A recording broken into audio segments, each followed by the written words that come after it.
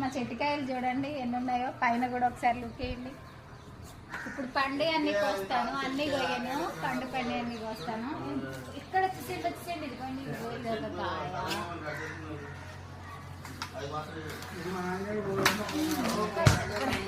చేతి మీద పడితే చేయి పచ్చడి అయిపోయింది.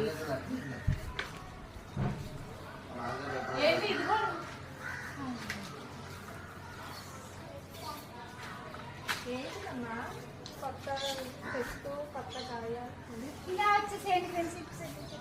ఇక్కడ చూడండి ఎంత పెద్దగా ఉంది కదా, కానీ అవ్వలేదు కాయ. ఇది చూడండి ఎంత పెద్దగా ఉందో. కానీ కాయ పచ్చికాయలు కానీ తెంపైనా, కానీ మా తాతయ్య చేతిలో నేను అయిపోతాను. అందుకే పచ్చి తెంపను. మా తాతయ్య ఇంకొకటి ఇంత పెద్ద కాయ కట్ చేసామనుకోండి, కానీ ఆ కాయలో ఒక్క తొక్క కూడా వేస్ట్ చేయకూడదు, మొత్తం తినేసేయాలి. అలా అయితే ఏమనడు.